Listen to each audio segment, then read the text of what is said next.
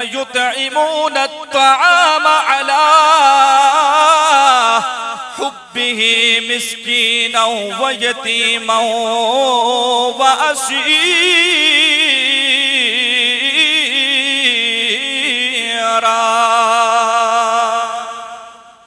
مالک ارض و سما کا قرآن علی کی سخاوت و عظمت و شان اور رفعت و بلندی کو بیان فرماتا ہے۔ اگر علی کسی یتیم کو کھانا کھلاتا ہے، اگر علی کسی مسکین کو کھانا کھلاتا ہے، اگر علی کسی قیدی کو کھانا کھلاتا ہے تو اللہ کا قرآن اس کی تصدیق یوں فرماتا ہے۔ اے مالک ارض و سما کا قرآن واضح طور پر علی کی عظمت و شان کو بیان کرتے ہوئے فرماتا ہے، علی اگر تو مسکین کو کھانا کھلائے، یتیم کو کھانا کھلائے، مسکین کو کھانا کھلائے، اگر تو سخاوت کرے تو اللہ کا قرآن اس کی تصدیق ایسے کرتا ہے۔ وہ علی ہے، اللہ کی محبت میں اتنا اللہ کی محبت میں مسکینوں کو کھانا، یتیموں کو کھانا اور قیدیوں کو کھانا کھلاتا ہے۔ اس لیے میرے نبی نے فرمایا، لوگوں علی کو قیامت تک کبھی قرآن سے جدا نہ سمجھنا۔ حضرت ام سلمہ رضی اللہ تعالی عنہ فرماتی ہیں کہ علی القرآن والقرآن مع علی، یہ قرآن و علی آپس میں ان کا اتنا تعلق اور ربط ہے۔ آپ فرماتی ہیں میں نے نبی کو فرماتے ہوئے سنا ہے کہ قرآن علی کے ساتھ ہے اور علی قرآن کے ساتھ ہے، نہ علی قرآن سے جدا ہے نہ قرآن علی سے جدا ہے۔ میرے نبی فرماتے ہیں، لوگوں یہ قرآن و علی کا آپس میں اتنا مضبوط تعلق ہے کہ کل بروز محشر حوض کوثر پر قرآن اور علی یہ دونوں اکٹھے میرے پاس تشریف لائیں گے۔ ان کا آپس میں تعلق اور ربط قرآن کا اتنا مضبوط ہے، علی کا قرآن کہا۔ نبی فرماتے ہیں یہ قرآن اور علی جو ہے حوض کوثر پر میرے پاس دونوں، بولے کیا ہوگا؟ گٹھے تشریف لائیں گے ہیں۔ اور حضرت ابن مسعود فرماتے ہیں کہ قرآن و علی کا تعلق اتنا مضبوط ہے اور علی قرآن کو اتنا زیادہ جاننے والا ہے، فرماتے ہیں ان علی ابن ابی طالب عنده علم الظاہر والباطن، علی وہ قرآن کا اتنا بڑا قاری ہے کہ علی کے پاس قرآن کے ظاہری علوم بھی ہیں اور علی کے پاس قرآن کے باطنی علوم، علی کے پاس قرآن کے ظاہری علوم بھی ہیں اور علی کے پاس قرآن کے بولیے کیا ہے؟ بولے کیا ہے؟ باطنی علوم بھی ہیں۔ اور علی قرآن کو کتنا جانتا ہے؟ جو پہلی آیت مبارکہ میں نے پڑھی کہ علی اگر سخاوت کرتا ہے، علی اگر کسی یتیم و مسکین کو کھانا کھلاتا ہے تو اللہ کا قرآن نازل ہوتا ہے۔ اور جو دوسری آیت مقدسہ قرآن کی ہے کہ علی اگر جب اللہ کی راہ میں خرچ کرتا ہے،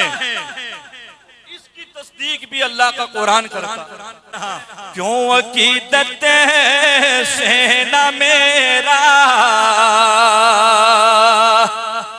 دل پکارے یا علی، ایک دفعہ سارے کے ہاتھ اٹھا کے یا علی، جس کا ہاتھ سلامت ہے اپنا ہاتھ اٹھائے نہ کہے یا علی۔ اور اب جب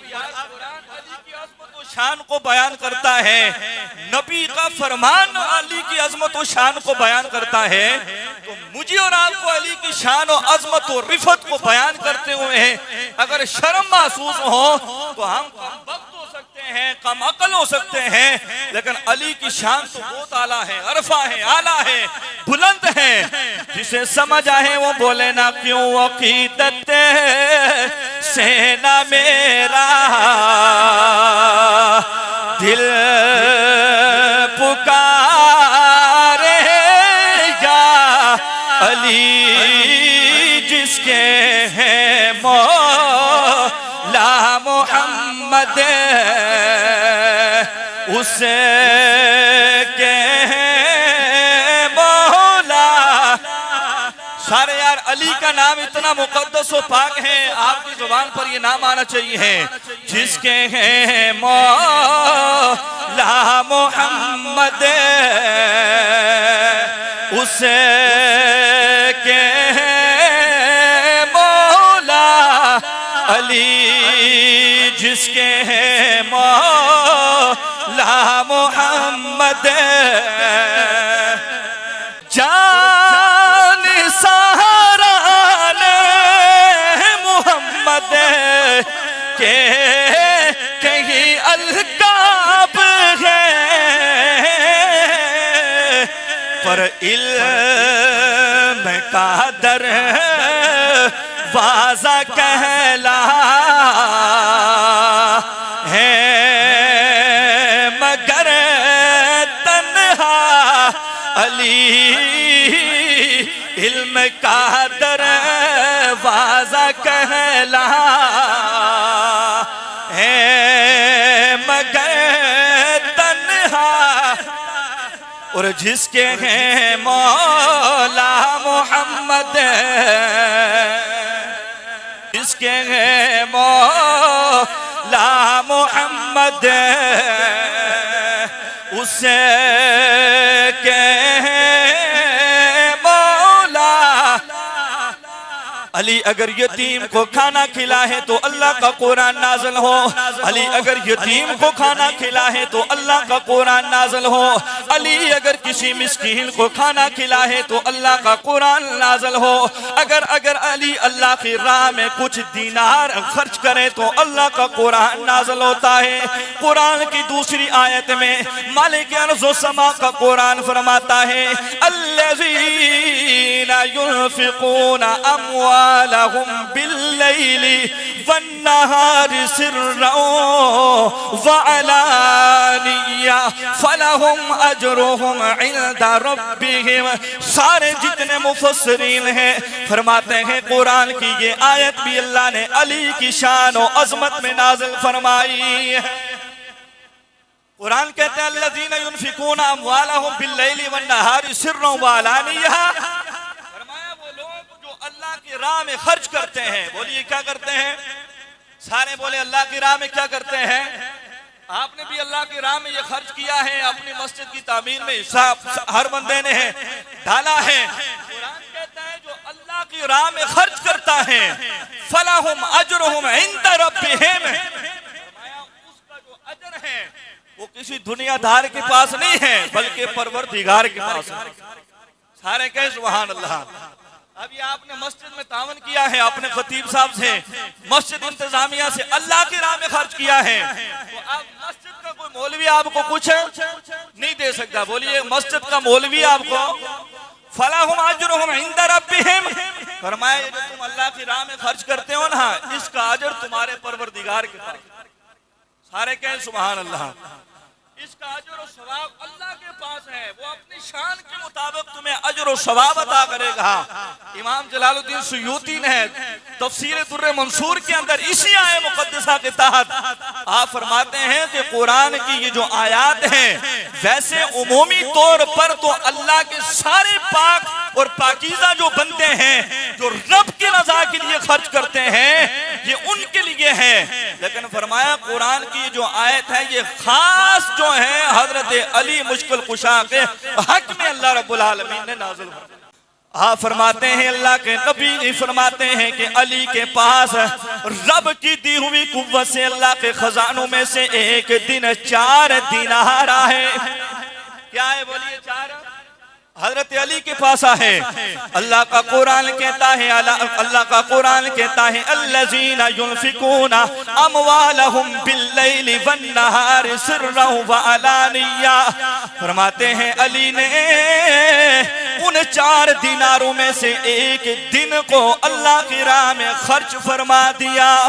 اور ایک دینار علی نے رات کو اللہ کی رضا کے لیے خرچ کیا ہے ایک دینار اللہ کی رضا کے لیے خفیہ طور پر پوشیدہ اللہ کی راہ میں خرچ کیا ہے اور 4تھا دینار حضرت علی مشکل کشا نے اعلانیہ طور پر اللہ کی رضا کے لیے خرچ کیا ہے اللہ کا قرآن کہتا ہے الذین ينفقون اموالهم باللیل والنہار سرا وعلانیہ حضرت امام جلال الدین سیوطی فرماتے ہیں علی کے پاس 4 1000 دینار ہے اس نے اللہ کی راہ میں اس طرح خرچ فرمائے ہیں، ادھر علی نے اللہ کی رضا میں خرچ کیا،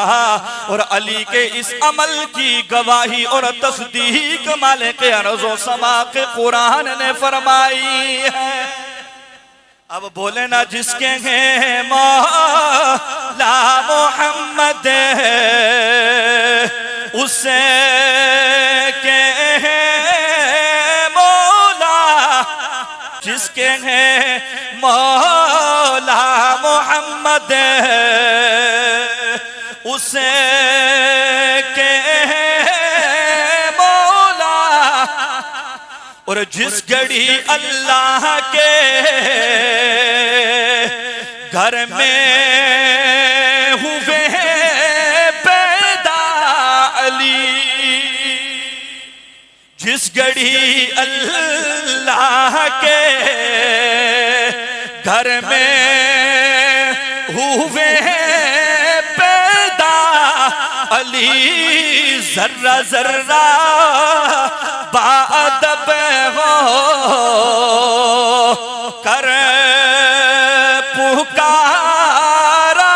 یا۔ جناب حضرت مولا مرتضیٰ کی امی جان فرماتی ہیں سیدہ طیبہ طاہرہ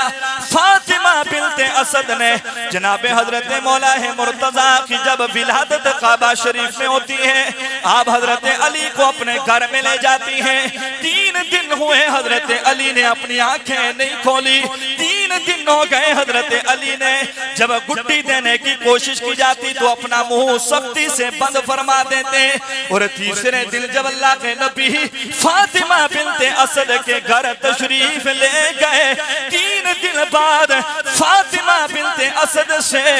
اللہ کے نبی نے اپنے بھائی علی کو لیا، فرمایا چچی جان فاطمہ بنت اسد بتائیں گے نا جو اللہ نے لال آپ کو عطا کیا ہے؟ فاطمہ بنت اسد پریشان ہے، حضرت علی کو اللہ کے نبی کی گود مبارک میں دیا، فرمایا بھتیجے محمد 3 دن ہو گئے یہ جو میرے گھر میں اللہ نے مجھے لال دیا ہے، یہ جو اللہ نے مجھے سونا دیا ہے، 3 دن ہو گئے اس نے کچھ چکھا نہیں ہے، کچھ کھایا پیا نہیں ہے، اس نے اپنی آنکھیں بند کی ہوئی ہیں، کھولی نہیں ہے، اس لیے پریشان ہوں۔ اللہ کے نبی نے حضرت مولا کائنات کو اپنے گود میں لیا، ادھر اللہ کے نبی کا چہرہ وضحیٰ سامنے آیا، جناب حضرت مولا مرتضیٰ نے آنکھیں کھول کر وضحیٰ کے چہرے کو دیکھنا شروع فرما دیا ہے۔ فرمایا چچی فاطمہ بنت اسد بتائیے نا دوسرا مسئلہ کیا ہے؟ فرمایا بھتیجے محمد 3 دن ہو گئے یہ کچھ چکتا نہیں ہے، اس نے منہ سختی سے بند کیا ہوا ہے۔ اللہ کے نبی نے اپنا لوہاب دہن لگایا، اپنا لوہاب دہن نکالا، اور نکال کر جناب حضرت مولا مرتضیٰ کو گھٹی دینا شروع کی، ادھر منہ کے قریب اللہ کے نبی نے اپنی انگلی مبارک لے گئے، جناب حضرت علی نے اپنا منہ بھی کھول دیا۔ یار اس علی کی شان کتنی اعلیٰ ہے کہ جو دنیا میں آئے سب سے پہلے کسی دنیا دار کو نہ دیکھیں بلکہ پروردگار کے محبوب کا چہرہ دیکھیں۔ کہیں اس کے اوپر سبحان اللہ۔ اور جس نے دنیا میں آتے ہی سب سے پہلے جس چہرے کو دیکھا، اور اس کی برکت یہ تھی کہ میرے نبی نے فرمایا یہ علی اتنا اعلیٰ ہے کہ جس نے دنیا میں آتے ہی سب سے پہلے چہرہ وضحیٰ کو دیکھا ہے۔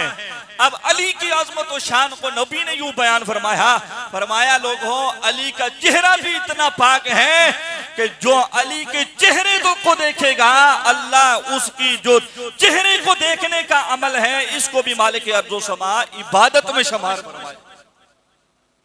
تو جس علی کی عظمت و شان اتنی اعلیٰ ہم ساری زندگی لگے رہے ہیں جناب مولا مرتضیٰ کی عظمت شانیں بیان کرتے رہے تو ان کی جو عظمت و شان کا ایک باب بھی مکمل نہیں ہوتا۔ اس کی وجہ یہ ہے وہ اتنے پاک ہیں، پاکان امت ہیں، ان کی عظمت و شان کے اندر اللہ کا قرآن جو ہے وہ نازل ہوتا ہے۔ اور ویسے حضرت ابن عباس فرماتے ہیں قرآن کی 300 آیات علی کی حق و شان میں نازل ہوئی، تو فرماتے ہیں ویسے قرآن کے اندر جہاں بھی یا ایھا الذین آمنوا آتا ہے ان ایمان والوں میں پہلا مخاطب جو ہے قرآن نے جو کیا ہے وہ علی المرتضیٰ۔ حضرت عمر فرماتے ہیں نبی علیہ السلام نے فرمایا علی کو امت پر فضیلت ایسے حاصل ہے جیسے رمضان کے مہینے کو باقی مہینوں پر فضیلت حاصل ہے، علی کو امت پر فضیلت ایسے حاصل ہے جیسے شب قدر کی رات کو باقی راتوں پر حاصل ہے۔